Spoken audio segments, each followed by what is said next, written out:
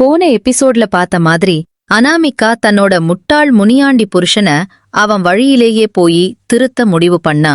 அதனால முனியாண்டி சொன்னதை எதையும் பெருசா எடுத்துக்காம அந்த 3 கோழியையும் தங்க முட்டை விடுறவர வளர்க்க சொன்னா. அடுத்த நாள் காலையில சீக்கிரமாவே எழுந்திருச்சு முட்டாள் முனியாண்டி அந்த மந்திர கோழிகளை பார்க்க போனா. சாப்பிடுங்க சாப்பிடுங்க, நல்லா சாப்பிட்டு சீக்கிரமா வளர்ந்து தினமும் எனக்கு தங்க முட்டை கொடுங்க.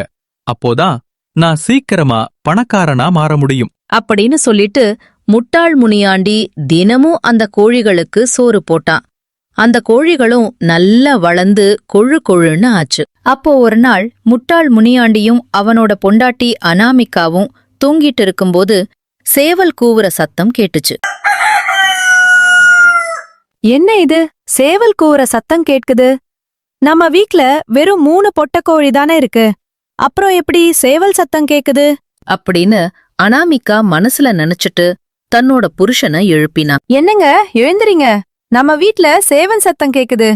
நம்ம கிட்டதான் சேவலே இல்லையே, அப்புறம் எப்படி சேவல் கூவுற சத்தம் கேக்குது? அதெல்லாம் உன்னோட மன பிரம்மதான், வேற ஒன்னும் இல்ல. சேவல் சத்தமும் கேக்கல, ஒன்னும் கேக்கல. நீ கண்ண மூடி தூங்கு. காலையில போய் தங்க முட்டை விட்டுருக்கான்னு பாக்கலாம்.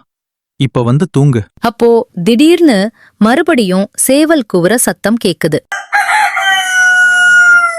கேட்டிங்களா, நான் சொன்னேன்ல, இப்ப பாருங்க சேவல் கூவுற சத்தம் கேக்குது. நல்லா பாருங்க. ஆமா அனாமிகா, சேவல் சத்தம் தான் கேக்குது. நம்ம வீட்ல தான் சேவலே இல்லையே, அப்புறம் எப்படி கேக்குது? சரி வா, போய் பார்க்கலாம் அப்படின்னு சொல்லிட்டு முனியாண்டியும் அனாமிகாவும் சத்தம் கேட்கிற இடத்துக்கு போனாங்க. காலை வெயில் மெதுவா படர்ந்துட்டு இருந்துச்சு. அப்போ அங்க வந்த முனியாண்டியும் அனாமிகாவும் சுத்தி சுத்தி பார்த்துட்டு இப்படி சொன்னாங்க. என்னங்க, இங்க ஒரு சேவலையும் காணோம், அப்புறம் எப்படி சேவல் கூற சத்தம் கேட்டுச்சு? ஒண்ணுமே புரியலையே அப்படின்னு அனாமிகா புலம்பிட்டு இருக்கும்போதே அங்க இருந்த கோழிகள் ஒண்ணு ஒன்னா கூவ ஆரம்பிச்சது. அத பார்த்த அனாமிகாக்கும் முனியாண்டிக்கும் பயங்கரமான அதிர்ச்சி. என்ன அனாமிகா, இந்த கோழி எல்லாம் கூவுது? அப்போ இது கோழி இல்லையா, சேவலா? அட ஆமாங்க, நீங்க முட்டாள் முனியாண்டின்னு நிரூபிச்சுட்டே இருக்கீங்க. நீங்களே பாத்தீங்கள, எல்லாமே கூவுது. அப்போ எல்லாமே சேவல் தானே. நீங்க கோழின்னு நினைச்சு சேவலை வாங்கிட்டு வந்திருக்கீங்க. சரியான தற்குறிங்க நீங்க. இல்ல அனாமிகா, அந்த பெரியவர் என்கிட்ட தெளிவா சொன்னாரு.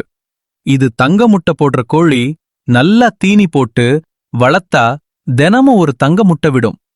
அத வச்சு நீ பணக்காரனா ஆயிடலாம் அப்படின்னு தெளிவா சொன்னாரு. எனக்கு நல்ல ஞாபகம் இருக்கு. அட போங்க, அவன் உங்கள நல்லா ஏமாத்தி இருக்கான். எந்த ஊர்லயாச்சும் தங்க முட்டையிடுற கோழி இருக்கா? எந்த மடையனாச்சும் நம்புவானா? உங்க தலையில அவன் நல்ல மிளகா அரைச்சிருக்கான். அதையும் நீங்க வாய பொளந்து கேட்டுட்டு வந்து என்கிட்ட சொல்லிட்டு இருந்தீங்க. உங்களுக்கு இந்த ஊர்க்காரங்க சரியாதான் பேரு வச்சிருக்காங்க, முட்டாள் முனியாண்டின்னு அப்படின்னு கோவமா கத்திட்டு அங்க இருந்து வேகமா வீட்டுக்குள்ள போயிட்டா அனாமிகா. இதெல்லாம் கேட்ட முனியாண்டி ரொம்பவே உடஞ்சு போயிட்டான். அவனுடைய இயலாமைய நினைச்சு அழவும் ஆரம்பிச்சான். தன்னோட பொண்டாட்டி அனாமிகா கிட்ட மன்னிப்பு கேட்க முடிவு பண்ணா. என்ன, மன்னிச்சிரு அனாமிகா. நீ எவ்வளவோ சொன்ன, நான் தான் கேக்கல. எனக்கு கொஞ்சம் கூட அறிவில்ல போல. ஒரு கோழி தங்க முட்டை விடாதுன்னு கூட எனக்கு தெரியல பாரேன். அவ்வளவு முட்டாளா இருந்திருக்கேன். அததான் நானும் சொன்ன அப்பவே. நானும் கூட வரணும்னு கூட சொன்னேன். கொஞ்சமாச்சும் நான் சொல்றத கேட்டீங்களா? நான் முட்டாள் முனியாண்டி இல்ல, புத்திசாலி முனியாண்டி. அப்படி இப்படின்னு பேசிட்டு போய் அதே வேலைய பாத்துட்டு வந்திருக்கீங்க. உங்களை எவ்வளவு திட்டினாலும் ஆத்திரம் அடங்கவே மாட்டேங்குது. எல்லாமே தப்பாதான் பண்றீங்க. நான் சொல்றதையும் கேட்க மாட்டீங்க. அப்படி இல்ல அனாமிகா, நான் உன்கிட்ட என்ன நிரூபித்து காமிக்கணும்?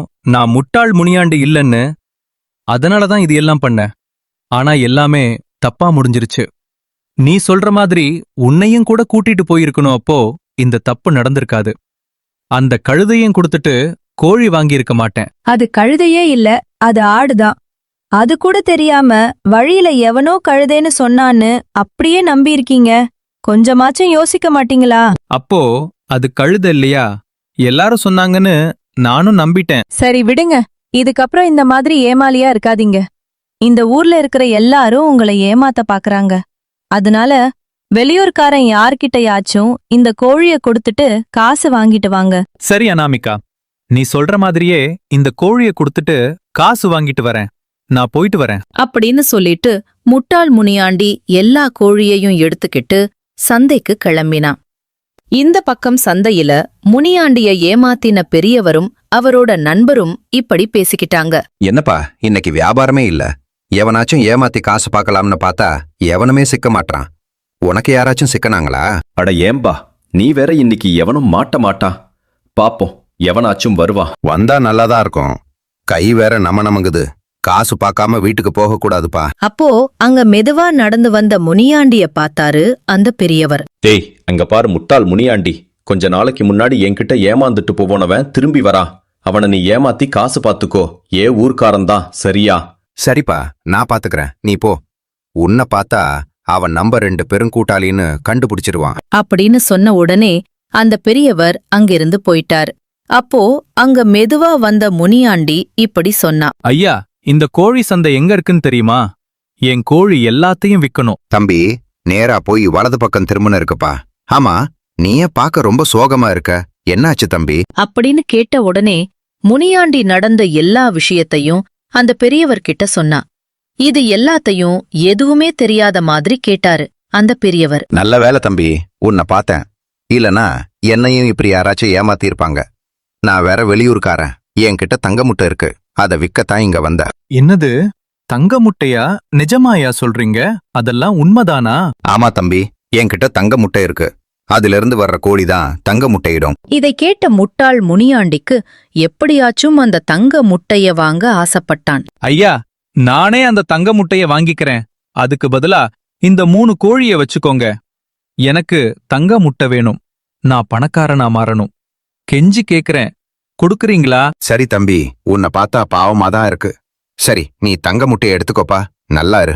அப்படின்னு சொல்லிட்டு முனியாண்டி முட்டைய எடுத்துட்டு கிளம்புனா. மெதுவா வீட்டுக்கு நடந்து வந்த முனியாண்டி நடந்தது எல்லாத்தையும் தன்னோட மனைவி அனாமிகா கிட்ட சொன்னா.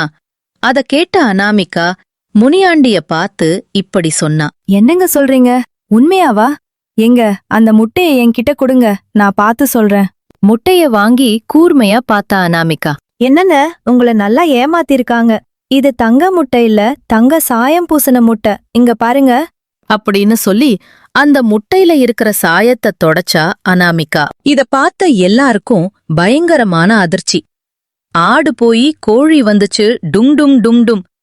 கோழி போய் முட்டை வந்துச்சு, டும் டும் டும் டும். முட்டையிலிருந்து ஒண்ணுமே வராது, டும் டும் டும் டும். இதுதான் இந்த முட்டாள் முனியாண்டியோட கதை.